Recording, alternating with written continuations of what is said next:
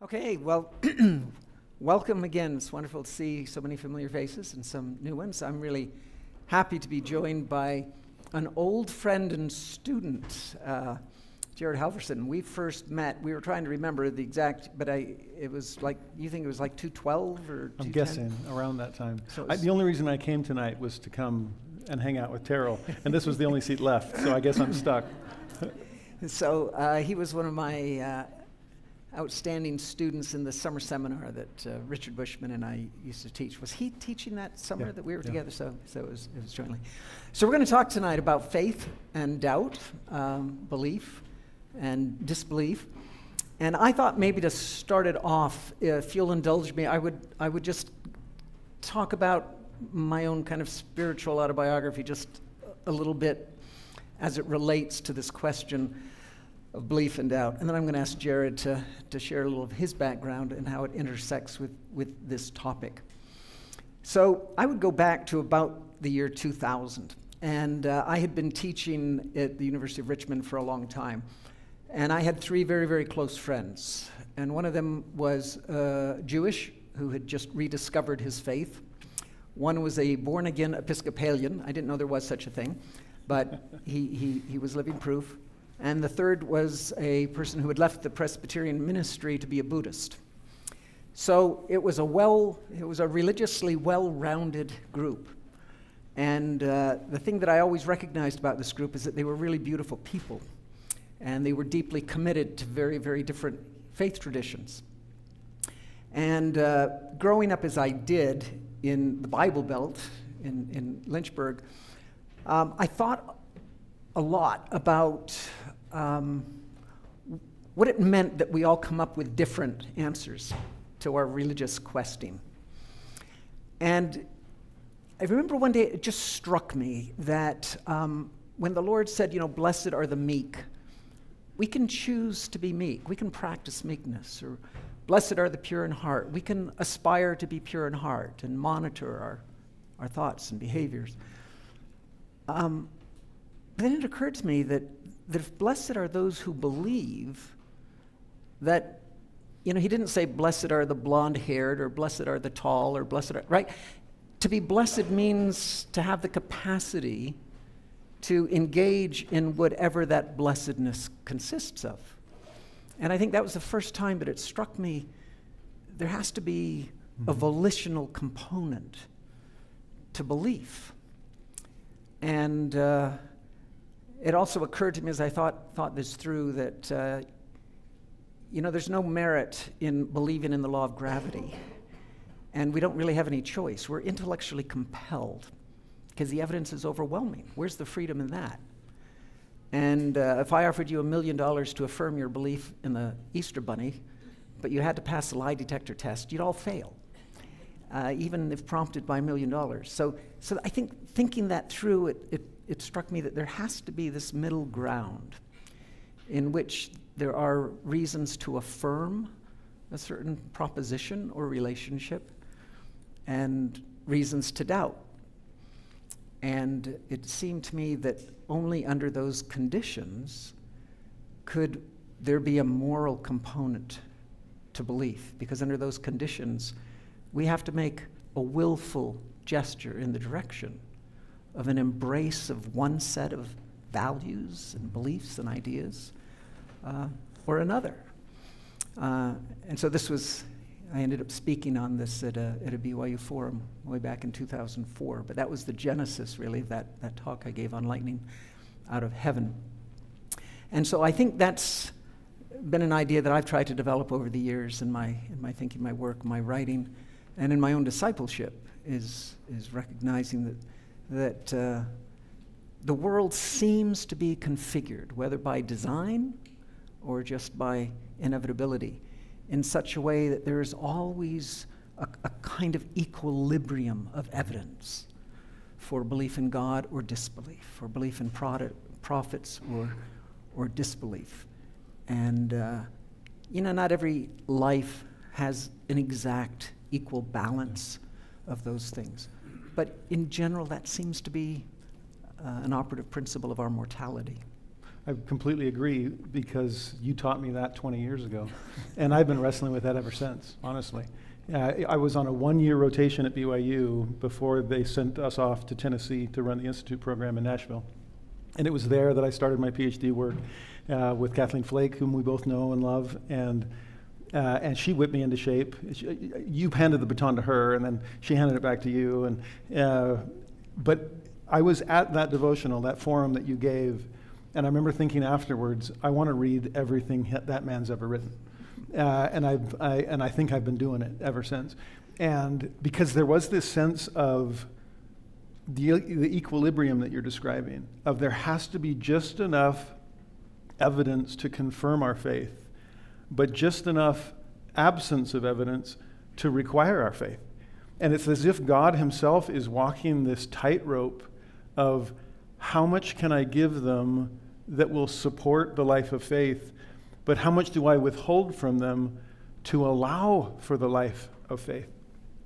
And that tension that God seems to stay in himself, that divine restraint almost, is what allows agency to function, faith to flourish, doubt to exist.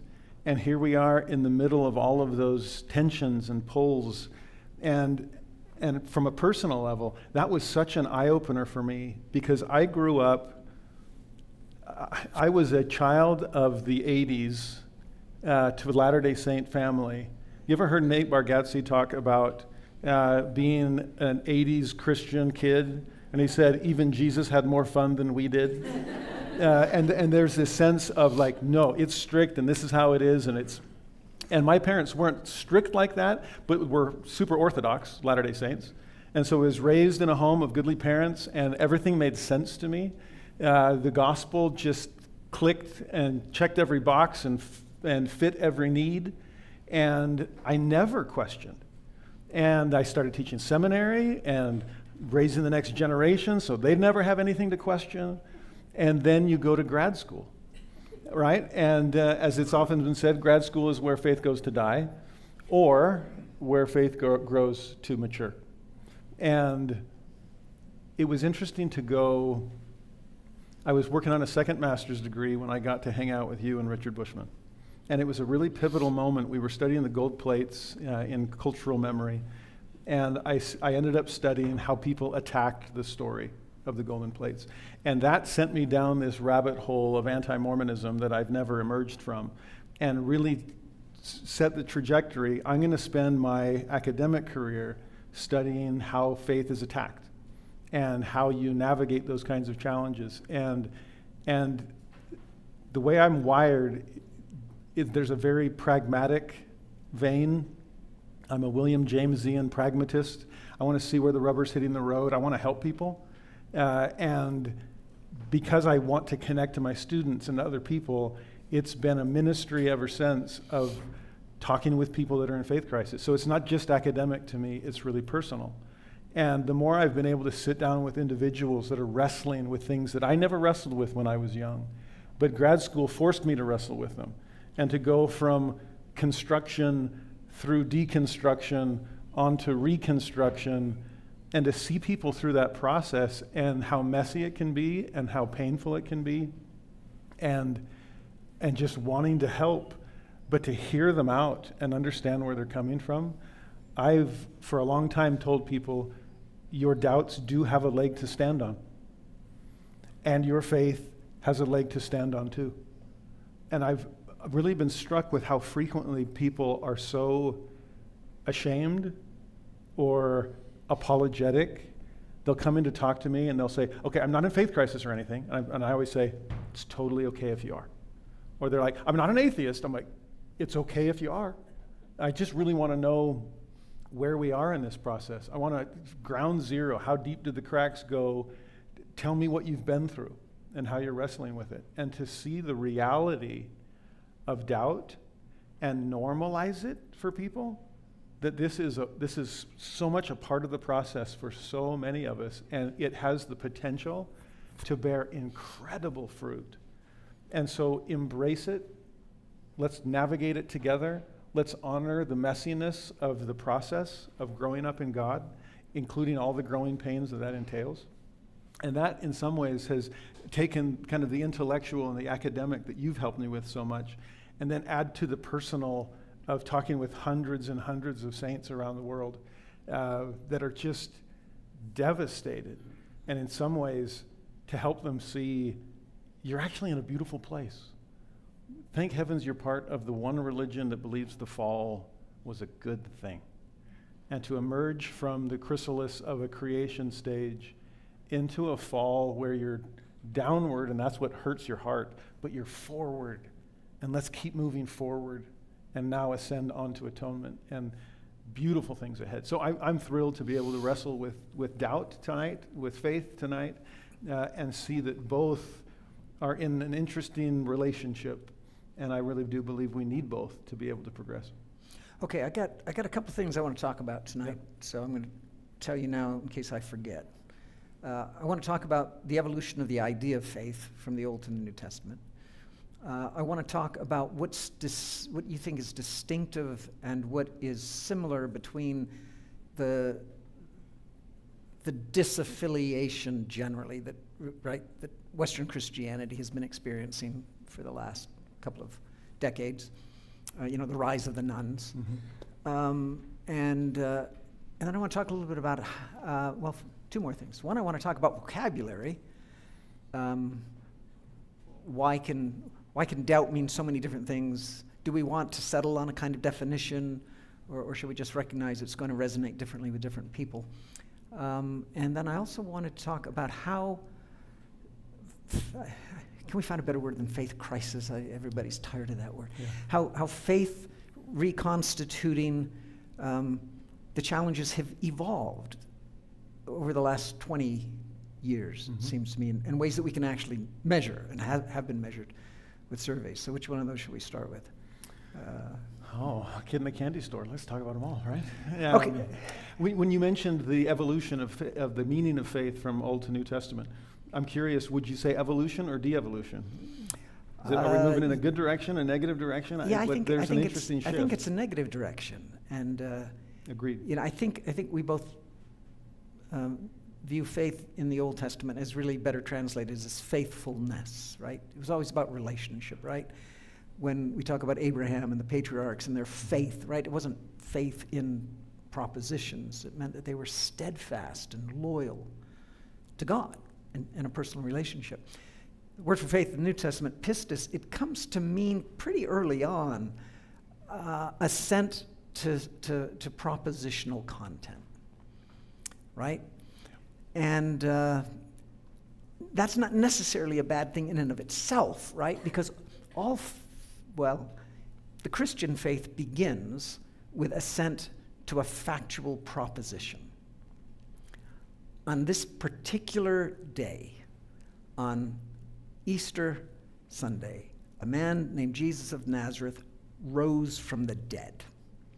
That's a historical claim. That's a factual claim, and that's the foundation of what it means to be a Christian.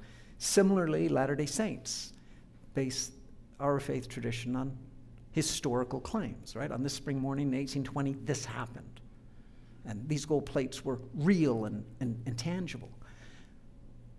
The challenge is, how do we accommodate those dimensions of intellectual or spiritual assent to factual claims to what should be prior and transcendent over all of that, which is, I am committed to Jesus Christ, to discipleship, to love of him and emulation of him.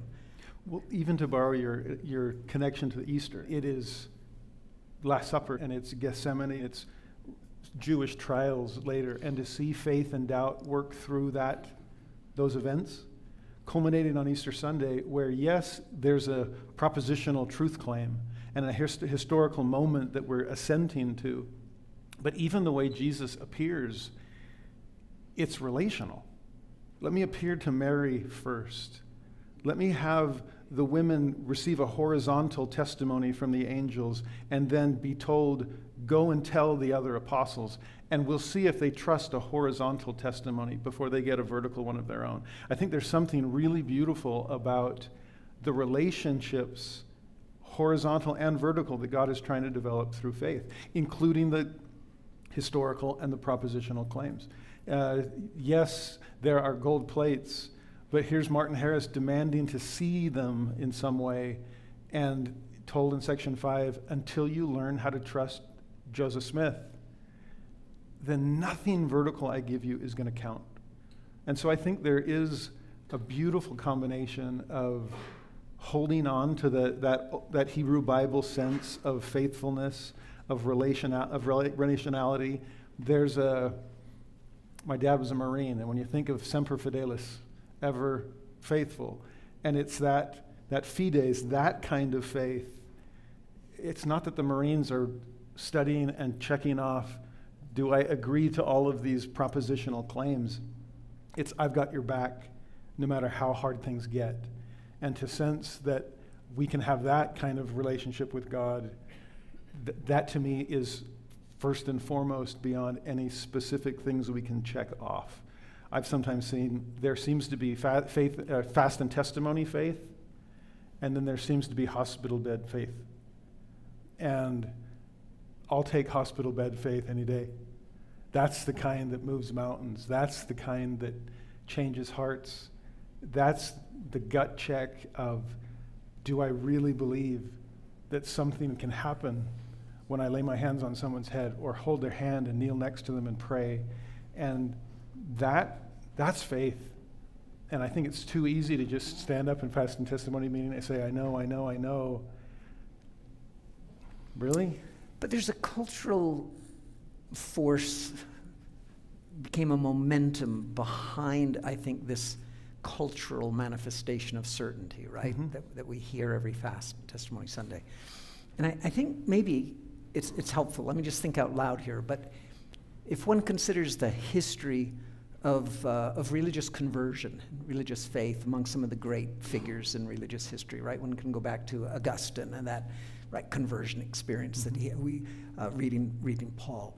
One thinks of Martin Luther, right, who just couldn't live with this uncertainty and the precariousness of his salvific state until he too found in the writings of Paul, right, this sense that no, he could have an assurance that he was saved. Mm-hmm. John Wesley goes through the same conversion experience. The heart strangely warmed, yeah. Yeah, and when Oliver Cowdery is describing Joseph Smith's first vision, in one of the accounts we have, he said that Joseph Smith was hungering, and he uses that word, for an assurance.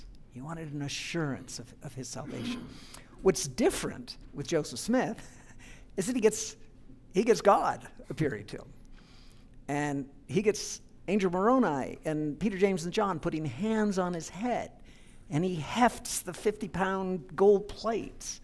And so the word that starts cropping up in Joseph Smith's language, right, is certainty. Yeah. We can know for certainty. We can know for a certainty. And so that there's even some buyer's remorse in the Reformation, right, where it's at least Catholicism, I had boxes to check and sacraments to embrace. And once I had them, I knew I was in. Whereas, do I have sufficient faith to be able to lay claim to the salvation that Jesus is freely offering me? So, I mean, it's Galatians, right? O foolish Galatians, who hath bewitched you? That you want to go back to the law of Moses because there's boxes to check.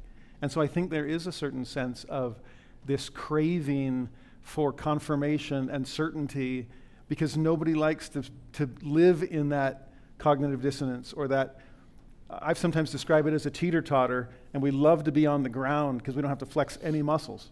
And if I just know for sure and there's no evidence to the contrary, I can rest assured, and emphasis on the rest that comes from that surety. And yet we start to question, or we start to see evidence to the contrary, or people start asking questions, and we're inching out to the middle, and we start freaking out to the point we want to rush to the other side and replace our dogmatism in favor of something with dogmatism against that very thing, our certainty that things are true or our certainty that things are false, because we don't want to flex any muscles in the middle. And that core strength that's required to be able to navigate that's hard. And yet I think God really expects us to develop some of that core strength. And so I actually remember years ago doing a study of early Latter-day Saint missionaries, And there was some newspaper article where a tavern owner in New York at some point, Latter-day Saint missionary had come in. They told their story of the coming forth of the Book of Mormon, the restoration of the gospel. And the newspaper writer said, and they kept saying that they knew. Not that they believed, not that they have faith. They kept saying that they knew. And it was such an odd verb to the writer. It's like, what do you mean you know? When is this? This would have been like 1830, 31. I mean, it's early on. Yeah. And the article itself, the part that I remember best, he kind of flippantly dismissed it all because he said, and there we have a fair description of the Mormon slang. And I just thought I'm struck by that phrase, that the statement, I know, fill in the blank, your statement of testimony, has it become Mormon slang? Is it just that's what we were raised hearing, so that's what we're raised saying? And what are we claiming to know? To what extent do we know? What do we mean by those terms? I do worry sometimes that is there some slang there going on, or is there real conviction? And have we lost something in the language of knowledge that God would have preferred to keep in the language of faith? When Jesus says, when the Son of Man returns, he doesn't say, will he find knowledge on the earth? He says, will he find faith on the earth? And section 1, one of the purposes of the restoration is that faith might increase. And so if knowledge comes to, that certainty eliminates the possibility of faith because now it's been eclipsed in perfect knowledge, I wonder if we're rushing to some kind of epistemological hierarchy when I think there's a moral hierarchy that would put faith above knowledge, if that makes sense. Yeah. I wonder if it would be a healthy thing for Latter-day Saints to think more about the roots of the testimony-bearing practice, right? I've tried to track the history of testimony meetings, and we know they go back to the very beginning, but we don't have any records. Nobody's recording how people are bearing testimonies. But my assumption, and correct me if you think I'm wrong, but my assumption is that, well, we know Mormonism adopts many of the practices and structures of Methodism, right? Mm-hmm. We know that there's also Congregationalism and Presbyterianism coming out of the Puritan tradition. And in the Puritan tradition, right, you had to prove to the congregation that you had had a conversion experience. Yeah. And so you had to stand and you had to witness of your conversion to Christ. And if it was compelling and convincing enough, you were a full member in good faith and standing. And I get the sense that the Articles of the Church kind of come out of that. And so the focus would have been entirely on, this is how I came to know God. Yeah. This is how my life was transformed. I would agree with that completely. I've joked with my students sometimes, can you imagine the bishopric holding up scorecards at the end of everybody's testimony? Like, yeah, it was just a little 7, a little splash at the end. You said you believe, you didn't say you knew, you know. And just what a tragedy that would be. But to your point, there's so much of that Puritan sense of we have to have a gathered community of visible saints. We don't want any wolves among the sheep. We only want the elect who know that they are elect. And you see section 46, for example, in the Doctrine and Covenants, where, I mean, the church is a year old, give or take, and they come around to asking the Lord, have we been doing sacrament meeting right? And the Lord's like, actually, no. They're like, when were you going to tell me? Well, just waiting for you to ask. And they finally ask, are we doing church right? And he's like, absolutely not. It's not supposed to be a gathered community of visible saints. It's supposed to be visitors welcome. I call section 46 the revelation why we put visitors welcome signs on our chapels. And he says over and over in that revelation, let them come. Let everybody come. If they're members, let them come. If they're not worthy, let them come. If they're non-members, let them come. Let everybody come. And then he pivots and starts teaching gifts of the Spirit. And I've always wondered why they didn't have a question about the gifts of the Spirit. But I love the sense of everybody needs to come because everybody's got a spiritual gift.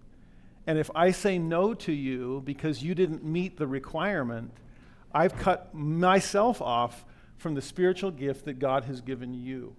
And we need everybody. So bring them. And among those spiritual gifts, back to our topic, to some it is given to know that Jesus is the Christ and was crucified for the sins of the world. To others it is given to believe on their words so they might also have eternal life. I love this. Everybody's got to feel welcome here, whether they get a 10 on their testimony or a 2. Whether they're just mustering the courage to come up and say, I don't know if I know anything, but I want to. And that desire is sacred. Let it start working in you, Alma says, right? And so I do worry that if we're still holding on to that visible saints mentality, and if you can't say, I know, then you're not welcome to share, then the gift of belief, not mere belief, the gift of belief, of horizontal trust, I believe you've had experiences that maybe I haven't been privy to.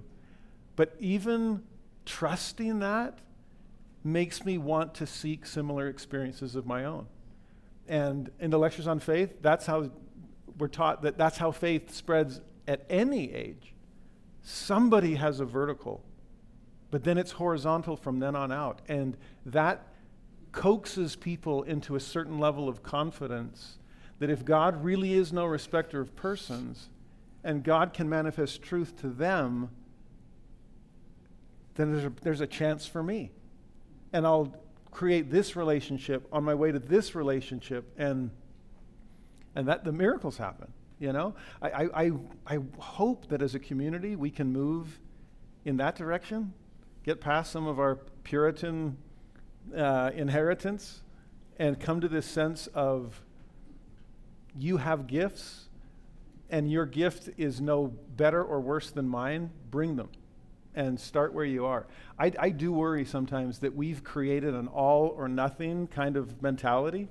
And if you can't do all, if you can't sign off on all, if you can't participate in all, whether it's belief or belonging, if you can't do all and the only other option we gave you was nothing, then that's on us. As opposed to some kind of sliding scale where I love sitting down with people in my ward and just, there's this belief scale, there's this belonging scale. Where do you want to be on it? How much do you believe? Totally okay with that. How much do you want to belong?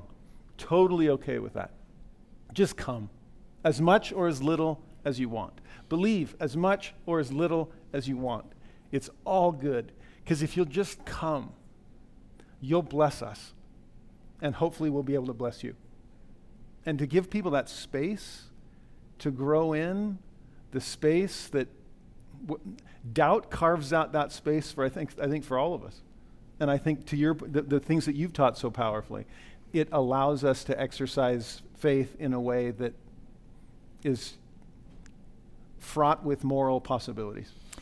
So let's talk a little bit about those who choose not to come or not to stay.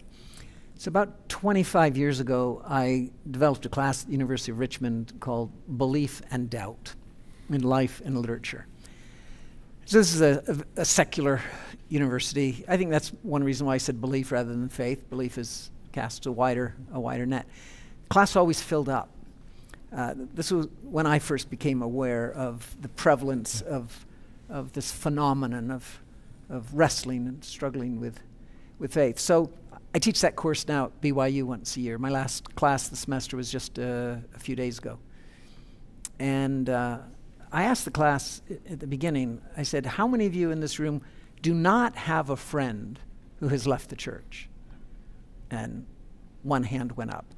And I said, okay, for those of you who don't live in a conch shell, what are some of the reasons why that your friends give you for leaving? And I filled the board, right, with these different reasons, explanations.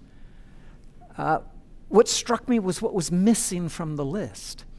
It was the thing that would have been at the top of the list 20 years ago, and that was history questions. Not that those don't occur, but certainly they're not anywhere near the top of the list anymore. Now, in part, I think that's because the church historical department under Marlon Jensen was like years ahead of the rest of the church. And it was under Marlon Jensen's leadership that we did the Joseph Smith Papers project, that we did the New Saints history, that we did the gospel topics essays. So it's harder and harder to claim, well, I didn't know, or the church didn't let out or teach this. What changes have you seen in what's on the radar of? It definitely has shifted from, well, to simplify it and probably oversimplify it. It's in large part shifted from head to heart. I don't think that's an entirely bad thing, by the way. But as opposed to the kind of knowledge-based historical questions, doctrinal questions, those kinds of things, for better or worse, people seem to care a little less about history and theology. Brace yourself. We need to care more about both. As a theologian and a historian, we can claim that. But I think, to oversimplify it, I think in some ways people used to leave the church because they didn't think it was true. And now people are leaving the church because they don't think that it's good. And there's this sense of the historical and the propositional, well, did this happen, and what about the book of Abraham, and so on. Whereas now, how can I in good conscience stay in the church and stay friends with my LGBT brothers and sisters? How do I do this? How can I navigate women's place in the church? It's much more of a social side of things than a historical, doctrinal side of things. I think we've shifted in that. And I think that also helps explain some of the reasons that we're seeing women leave churches at a quicker rate than men. That's a very recent development, right? Exactly. Very, very recent. And I think that's also indicative of that shift from head to heart, where there is more... the kind of the Adam approach of I want to be right with God, and the Eve approach, I want to do right by neighbor, right? And if the male standpoint is typically vertical and the female is more horizontal, or loving God versus loving neighbor, the church can be as true as you want to say it is. If it's not nice, if it's not kind, if it's not good, can I feel Christian in the church? And I think as people are struggling with that, I'm hearing a lot of people that are wrestling with those kinds of questions. And it's personal, it's visceral, because everybody wants to be good. And down deep, they want to know that they're good, and they want to be part of a good organization and something that's making a difference in the world. They want to contribute and bless and lift and save, and all the things that the church is well poised to be able to do, and in their own experience or in their perspective, they're not seeing it as much as they'd like. And so many are leaving to find spiritual experiences elsewhere. I would say also, some of them are struggling to have spiritual experiences, which is tragic. I'll often ask them, tell me about your experiences with God. Because they'll often say, when I'm talking with young people, especially one-on-one, they'll say, well, I'm spiritual, not religious. And I'm like, I've heard that too. Awesome. If you had to choose between the two, I think you picked the better part. I've got a friend who's self-proclaimed, I'm religious, not spiritual. I'm like, I don't know if that's any better. I don't want to claim that either. They shouldn't be mutually exclusive. You know me, I love proving contrary, so can we be spiritual and religious? But then I'll ask them, if you're spiritual but not religious, tell me about your spirituality. Tell me about your connections with God. And it's so interesting that often I'll just hear them vent more and more about the church. And I'm like, okay, I get that. I understand. I'm sorry your experiences with church were negative. Tell me more about your experience with God, though. That's what I asked. And then they rush back and keep talking about church. And I was like, I actually wonder if the opposite was true, and that for whatever reason, you grew up only being religious and never really learning how to be spiritual. You learned the dance steps, but never heard the music. And now I'm surprised you lasted this long, just being part of an organization when you weren't getting the spiritual help and strength from it that you were looking for. There's an interesting eruption of that tension in the 4th century, and they don't use that language. But, right, the 4th century sees the rise of monasticism. They're just flooding the desert, right? And they're the first kind of monasticism that is practiced is hermeticism. It's eremitic practice, which is you go and you live in a hut. You live in a cave. You isolate yourself, and you fast, and you you live this life of extreme austerity and asceticism. This movement is just sweeping throughout Egypt and the Eastern Church especially.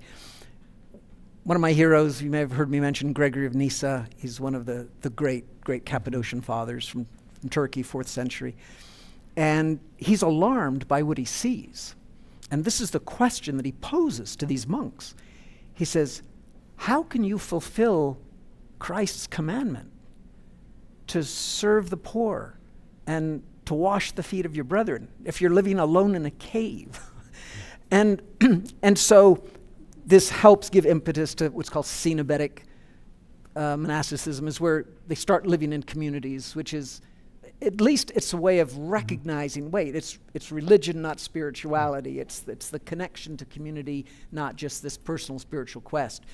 And then, of course, the division comes back with a vengeance in the late 18th century, and that's when the Western world pretty much chooses spirituality over organized religion, which I think is a catastrophic kind of thing. But the reason that I bring this up is because I'm wondering, to what extent have we lost, and maybe this isn't a useful question because we're not in a position to change some of these things, but when I think of my experience growing up in the church, right, my family came from a kind of agnostic background. They discovered the church when I was 8 or 9 years old. So I'm being carried along in this convert experience of my parents. I'm 8 years old and I'm at the building site, right? Scrubbing bricks with a broken block to get it ready for painting. And I'm taking my pennies to primary as part of the building fund. And I'm going to ward suppers. And I'm working on the potato farm. When my wife and I were first married, we wrote a road play and directed the young adults in a road play. I went on a youth conference to the pageants. None of those things exist anymore. I'm looking at the young kids in my class and I'm saying, how can you feel part of a community?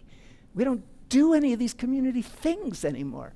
So I honestly don't know the answer to that question, and I wonder if that's a factor feeding into this, is that there's no community, that they're leaving because they were never part of one except Sundays for 2 hours. Is that a fair assessment? Could be. The challenge is, even when we try, we live in such an individualistic age. I think this, again, I'm always thinking about contraries, sorry, not sorry, and these polarities that we live in, and the hardest thing about correcting is not overcorrecting.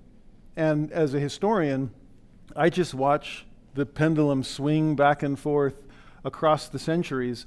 And so you take kind of that Puritan communitarianism, where it's all about the collective, it's not any space for the individual, and we keep that too long, too far, that eventually a generation is going to come onto the scene that sees the problems of that and says, nope, and they're going to try to correct and overcorrect until they get to this spot of ultra-individualistic anti-institutionalism.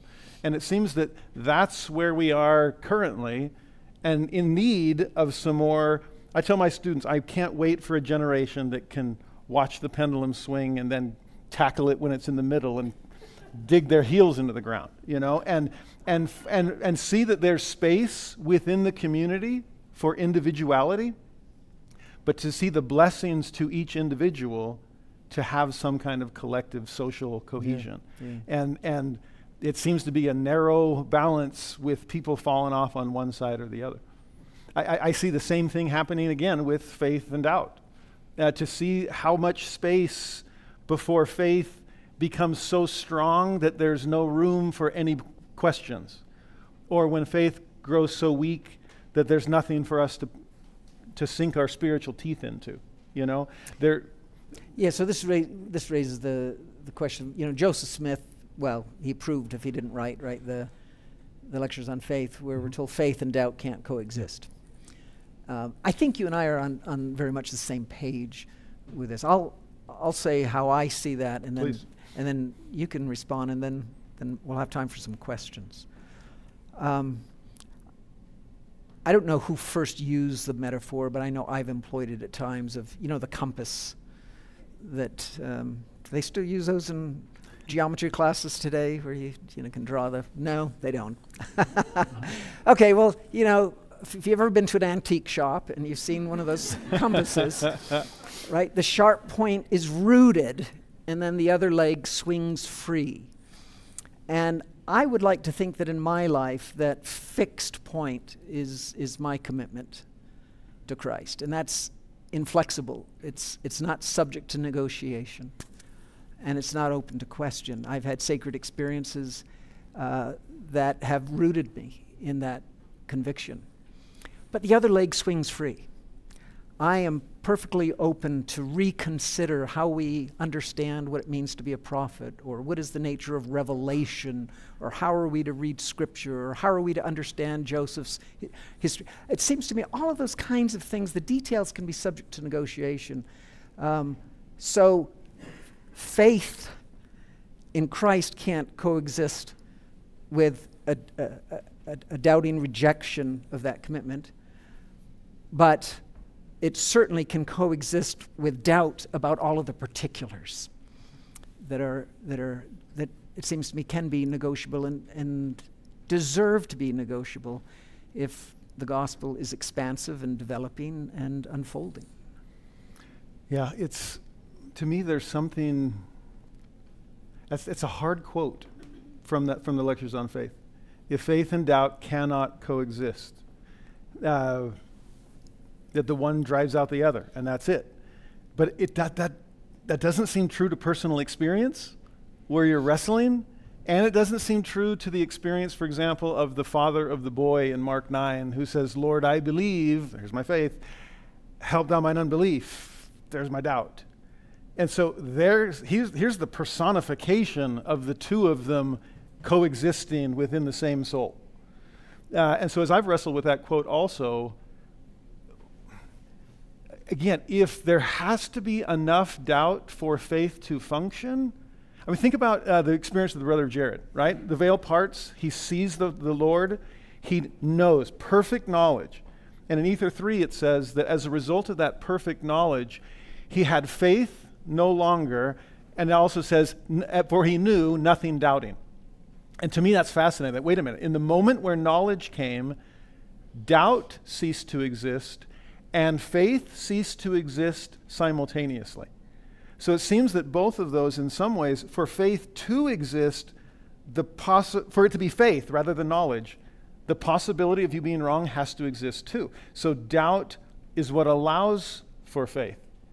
And again, that there seems to be a kind of this spot, right, this line down the middle of every human heart where we're wrestling with that. So what do I make of that statement in the Lectures on Faith? To me, it seems, if I were to put this on a chronology, I'm wrestling with it the whole time.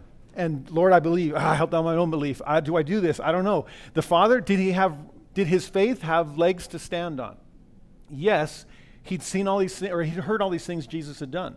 Did his doubt have a leg to stand on? Absolutely. He'd brought his son to the apostles who failed at healing him. So I have evidence for both sides of this. And here I am caught between this rock and a hard place. What am I going to do? They're coexisting. And to me, when Joseph says, or Sidney or whomever says in the Lectures on Faith, they can't, I would say they can until the moment of decision. And in that moment, you have to pick one or the other. Will I let my faith overcome my doubt, or will I let my doubt swallow up my faith? Am I going to say, forget it, your apostles couldn't do it, I doubt you can either, and I'll carry my son home? Or am I just going to present him to the Lord and say, I don't know if you can or not, but here he is. And to me, that moment where, again, the whole question that's kind of driving the conversation tonight, is doubt a gift? I would say depends on what you do with it. Is faith a gift? Depends on what you do with it. Is any gift a gift? Depends on what you do with it. Anything that draws you closer to God is inspired of Him. Mormon tells us that. Which means anything that draws us away, it's not a gift anymore. And it's become a curse to us. Even that blessing has been a curse. Malachi talks about that kind of approach. But I think there is, as we're wrestling with all of these things and we see the million shades of gray, that's easy to describe it when you're off the spectrum and you're looking at it from some safe distance.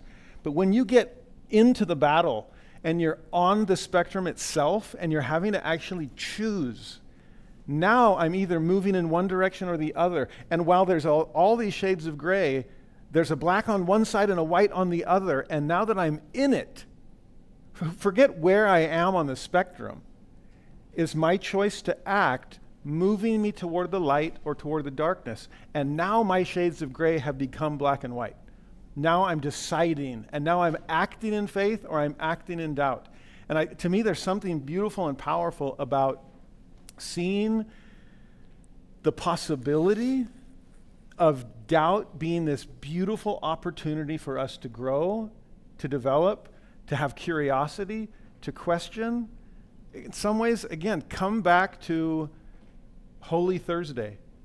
And when Jesus says, one of you is going to betray me, everyone doubted in a beautiful way of introspection, could I ever do that to him?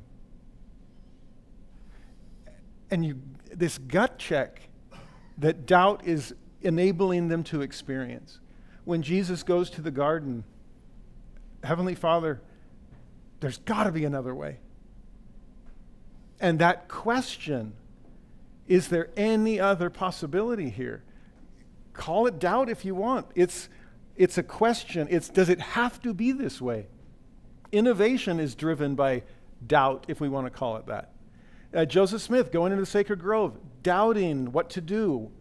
There's so many opportunities that if we can see the value of it, and if it moves us in the direction of searching and seeking and softening, if there's a humility there that allows us to wrestle with things, then bring it on and allow me to move forward in beautiful, beautiful ways. I as opposed to some stringent faith that isn't faith, that demands some kind of conformity that God isn't demanding of us. I don't know. There's so much. There's a part of me that just wishes we could all sit down on one-on-ones and hear your story and get a sense of where your wrestle is and how doubt has blessed you and how faith has blessed you and how God is leading you in beautiful directions because of the things that you're wrestling with. I'm all for it. I love it when my students come in and talk about these very things because I can see desire and hope and interest and curiosity, and it gives me all the hope in the world for what the future is going to hold. Thanks. I think we have time for a couple of questions. Here in the front. When people, the whole cultural thing in the church, when people say, I know, do you think that that's actually where the roots of cognitive dissonance, of repeating in your brain, I know, and then finally saying, wait, maybe I don't know. And that's like kind of where the whole spiraling like begins. And then the other one was just like the whole individualism and being spiritual but not religious. Is this a cause of like the loneliness epidemic that there is nowadays, and how that kind of mentality that, you know, people being spiritual and not needing community, thinking that they don't need to be part of an organization because it may be restrictive, or they feel like they're in chains, or, you know, that kind of thing. So I'll tackle the second, and you can tackle the first.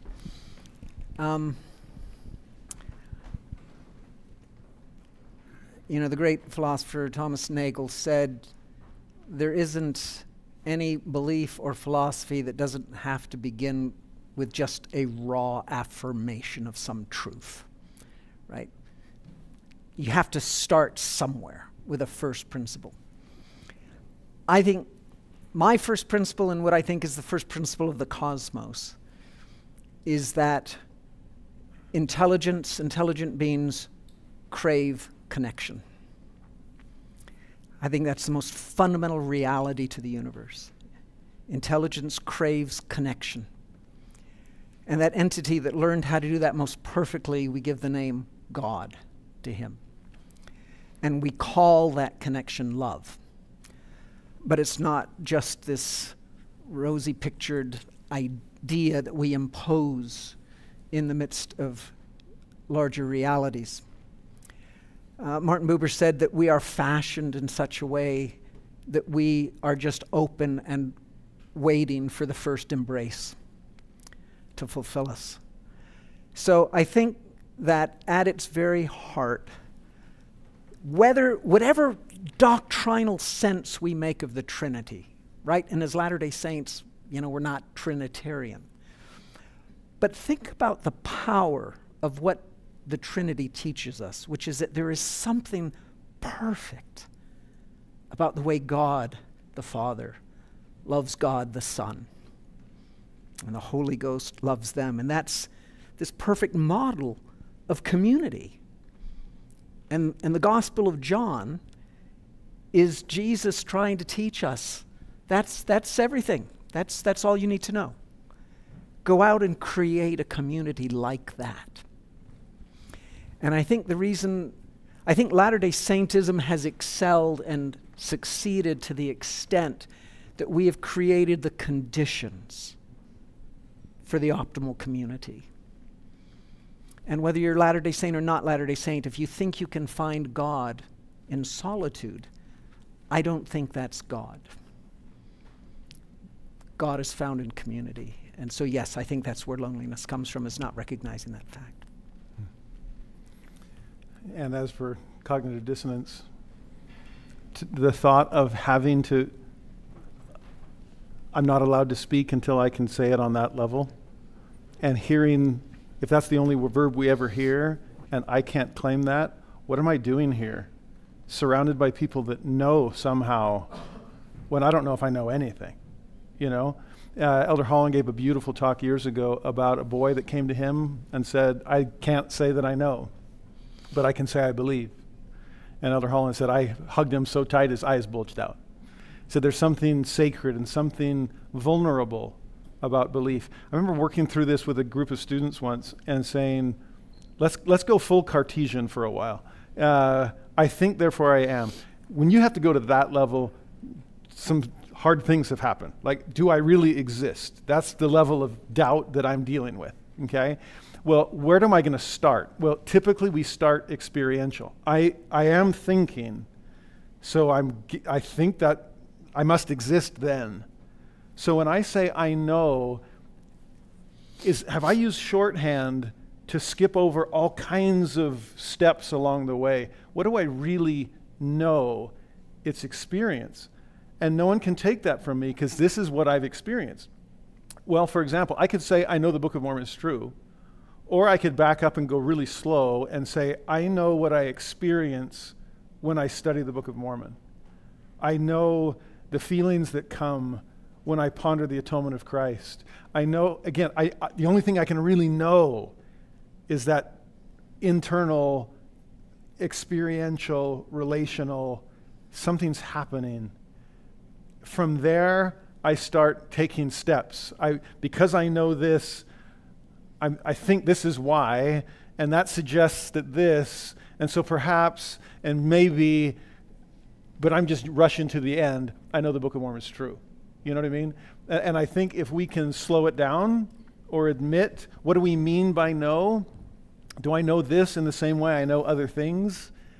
So much of it is linguistic and what kind of words we're choosing. It's hard. But I think there is value in the experience to start it and having that kind of faith and just expressing your faith in real ways, in raw ways, not having to overstate, pretend to know other revelation. The Doctrine and Covenants says, take what the Lord has given you and be honest with that, be true to it, and I think the Lord will trust us with increasing experiences. I want to go back to what you said, Terryl, in answer to the first question. You said really faith is talked about in two different ways. There's a propositional faith, and then I don't know that you gave label on the other, but it's kind of a Relational faith. a relational. And it seems to me that that from a logical point of view, if I'm trying to structure my life and how I want to live it, the proposition is first. If the proposition is correct, then you have a relational commitment. And then the third that's left out, but probably the most important one in terms of what we talk about every day in church, is the disciplinary commitment. That is following through on the commitments that you really have. Now, the question I have is, if we believe that we're here on earth to become like God is, that's what part of the sequence. We have to have a theory of what perfection really is. I took a course from a long time ago from Chauncey Riddle, and he distinguished between different epistemologies, which is the propositional. And he said there's logical empiricism. I said, yeah, okay, that makes sense. And then he said there's a gospel epistemology. And I'm saying, well, wait a minute. If you can't empirically test it, or what's the growth factor? So that goes back to the question. So what is our theory of perfection, and how does all this stuff that we're wrestling with fit into that framework? What is our theory of perfection? I don't know that there is a theory of perfection. I think what we do have, and I think it is easily traceable to the early Christian centuries. I mean, it's first articulated by Origen, then by Irenaeus, it's by the Cappadocian Fathers. It's the theology of assent is what they called it. They didn't call it a theory of perfection. They did call it divinization. They call it theosis. We become perfect as God is perfect. I don't think anybody's ever imagined exactly what that means or what it looks like. I think it's significant that only once do we get a glimpse of what divinity looks like, the experience of divinity. And that's Moses 7. And all that we learn in Moses 7 is that to be God is to have a capacity for infinite pain and empathy. Not the most attractive ideal in my view. But I don't think we need a theory of what perfection looks like, other than to say that we trust that Christ is the exemplum, and we pattern our lives in imitation of Christ, and trust it will take us wherever he is.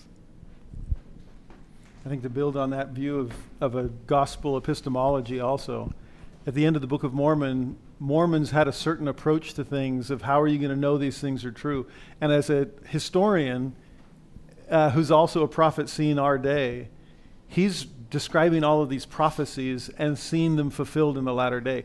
And so Mormon's epistemological model seems to be fulfillment of prophecy. Live through it, understand my history, see what I told you would happen, you're living through it. Now, ta-da, the Book of Mormon is true. And Moroni takes the pen and says, Dad, I hate to break it to you. Nobody cares about history as much as you do. You're a historian.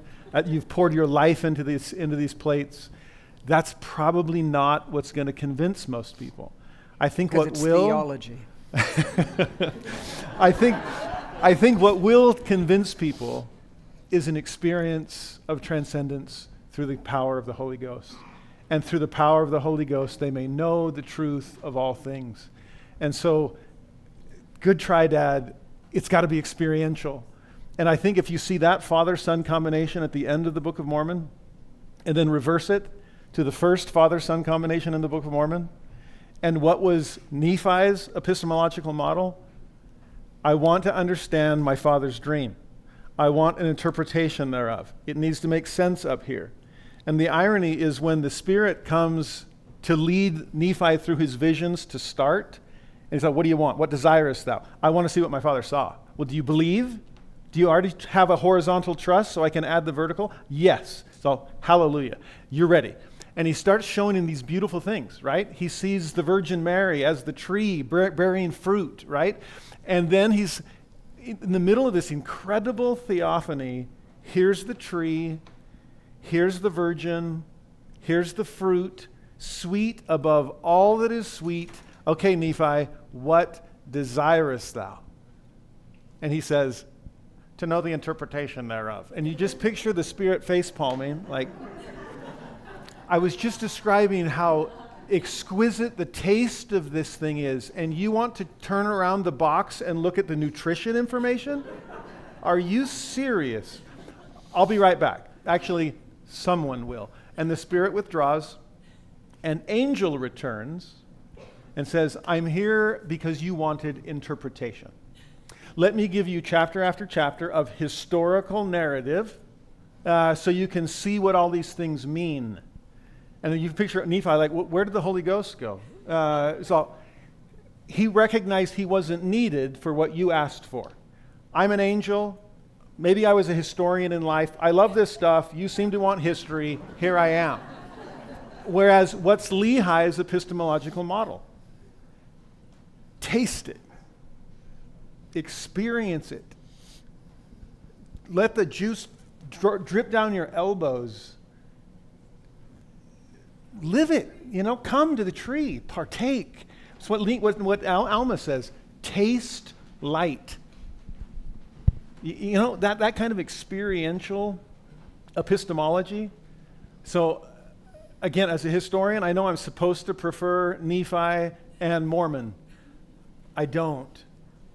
I love those two, but I'll take Lehi and Moroni as the epistemological bookends of a Book of Mormon that wants to be experienced, that wants to be tasted, that wants to be metabolized and digested and making you into something different. And can I explain it? No. Can I satisfy the rational epistemological model of other people? No, you're right, I can't. But hopefully I can almost plant a seed of envy when you see juice on my chin. I just hope you'll experience it for yourself. I think God prefers it that way because it's relational, it's experiential. That can't be taken from you. It changes you, and that's what God's for. Okay, we've got one last question right here. Thank you. Terryl, speaking to what you said about the individual gaining a testimony of a factual claim like the translation of the Book of Mormon or the resurrection of Jesus, it seems like there's sort of a perceived linear order of operations where if you gain a testimony of the Book of Mormon, for instance, like that was the work of God, that you also will thus believe or stand behind everything the church does, which, historically isn't the case, like the three witnesses being a specific example where, they never let go of their testimony of the translation of the Book of Mormon, but end up strongly disagreeing with the organized church. So I feel like there's this integration of beliefs that happen with disciples where, like, you embrace some beliefs but have struggles with others. What are strategies you would suggest for people like that who they have a testimony of one thing, but maybe not some of the things that follow? Great question. We are complex beings. And I think that the whole galaxy of historical claims, propositional content, I think there's a logical interconnectedness to it all. Yeah, if Joseph Smith really saw God, if he really had these priesthood keys, if Moroni was a real being, then the gold plates really exist, and one can follow that. But belief isn't ever entirely rational. So I'll just leave you with two thoughts.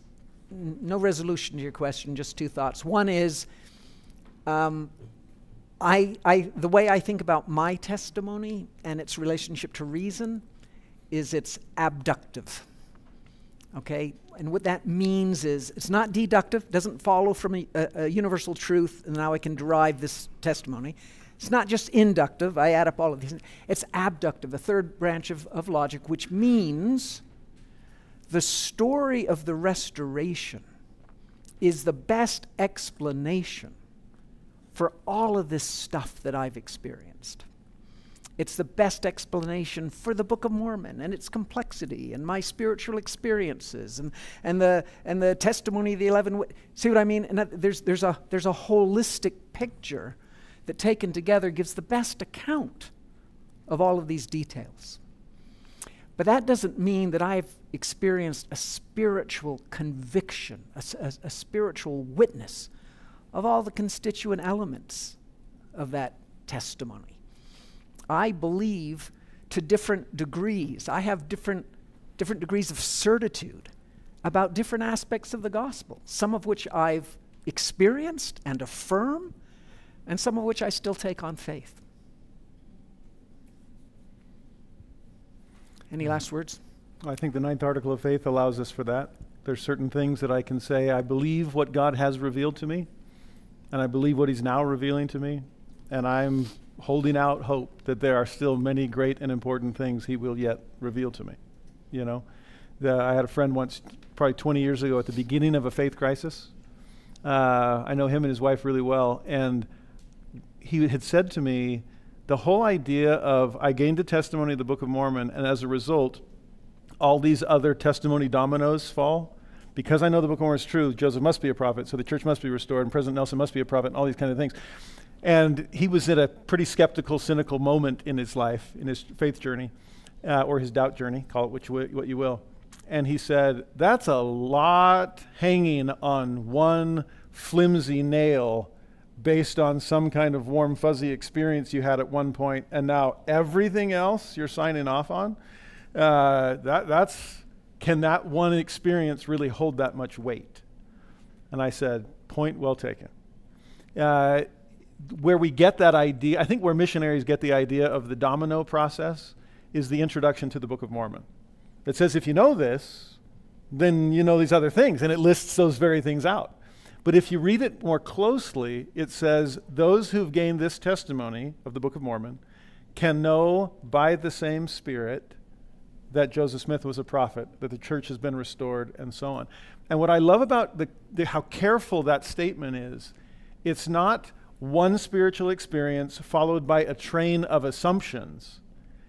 It's a recognition that a particular epistemological approach actually works, and that I can seek that kind of confirmation and guidance. And as it proved true in the case of asking about the Book of Mormon, it can prove true as I wrestle and search for all these other things that I'm not going to turn into dominoes, but rather seeking independent witnesses of. And I love what you said, Terryl, of the sum total of spiritual experience that I've had. I have enough on shelf 1 and shelf 2. I can wait for shelf 3 to be answered. Thank you for coming. Hope to see you again next month. Thank you. Thank you, Terryl.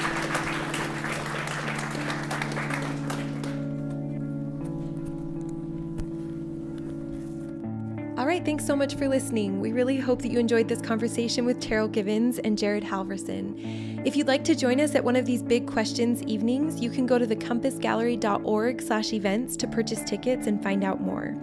And if Faith Matters content is resonating with you and you get the chance, we would love for you to rate or review the podcast wherever you listen. We read all of the reviews and it really helps us to get the word out about Faith Matters, and we appreciate the support. Thanks again for listening, and remember you can check out more at faithmatters.org.